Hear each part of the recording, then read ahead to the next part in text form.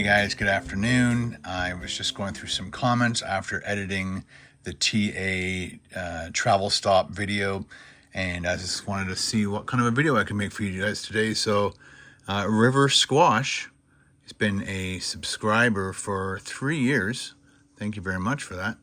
And he wanted to know how I do that 360 footage with the bicycle. Well, let me show you.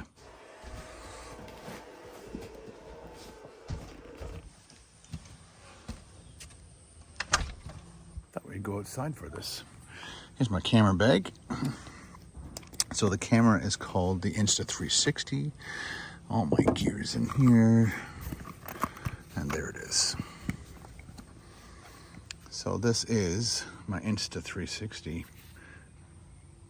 camera. This is what it looks like. This is how big it is. As you can see, there's a camera on this side, and there's a camera on this side. Each camera shoots 180 degrees, and when you put them together in like a sphere, basically, you have 360 degrees, and then you can choose any part of that 360 degree angle that you want for your footage. So you just basically set this up anywhere you want, and it records everything in one shot. Then you bring it into the 360 software where it stitches it all together and makes it a sphere, because straight out of the camera it shoots 2 files, and so you have to put them both into Insta360. It stitches it together to make a sphere of video, and you're like in the middle of the sphere and all the images around you. And then you bring that into Final Cut Pro. You have to set it to, let's just go and show you. All right, we're over onto my Mac. Here are all the bike files. Again, there's about 30 of them here, so there's only actual 15 full files. But again, it's 2 cameras shooting 2 different sides of the camera. Then we have to open up this software called Insta360, and I'm going to skip this for now. I drag all the files into here and then tell it to export, stitch it together, export it, stabilize it, and then bring it into Final Cut Pro. Once in Final Cut Pro, these are our files. So I'm going to just back off just a second. I'm going to go open up this. This is the finished files after they're done. And I think file number 2 is the one we're going to use. So that is 360 degrees. And basically you could choose any part of that. Let me just shut that off, go back to Final Cut Pro. Let's just zoom in here. So there's the shot of me and the let's go to the shot we were just looking at. I think it was this one. So there's the RV going by, and so if I click on this clip and go here, I can choose, I'm going to put it right in the middle. I can actually choose tilt, pan, roll, field of view. So if I grab that field of view, I could actually zoom in more, or I can zoom out more. That's how you get that globe effect. I think I can do it with this tilt. Yeah, there you go. So now I've tilted it and I could play it, and now I'm like riding around. But there's other motions in there with key points. That's why it snapped back to that. Let me go back here. There we go. Now we're back to square one. Again, from here, I could just tilt it up and down. I could do that shot if I wanted to. I could do that shot if I wanted to. Again, you just tilt it back up.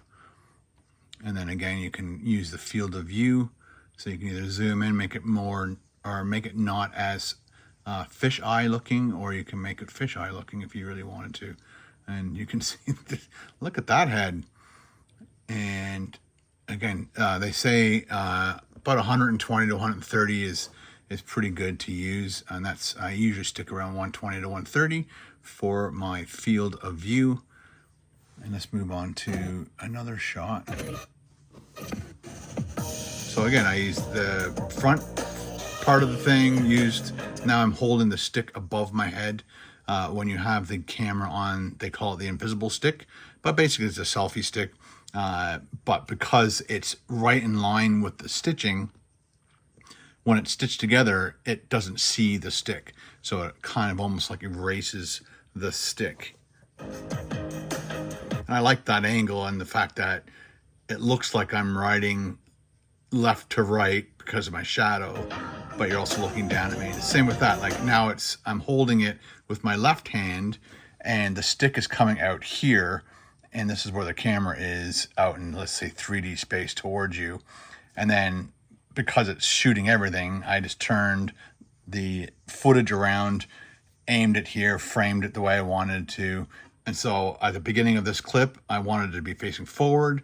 So you set a couple key points right here. These are key points, these little yellow things saying at this point. That's actually a bad example because I think I have more key points in this one. So let's go to this one. So let's use this clip instead because it was just a straight clip.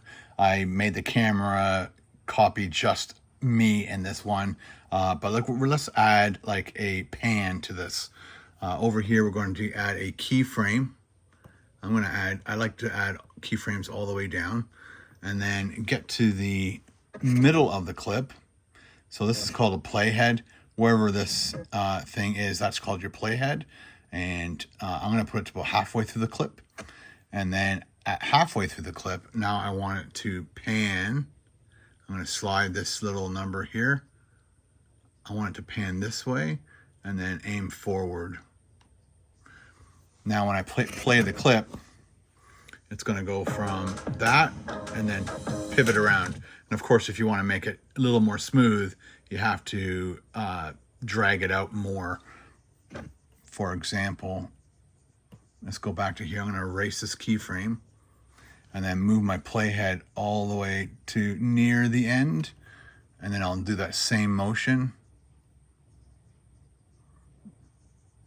Now it won't be as harsh.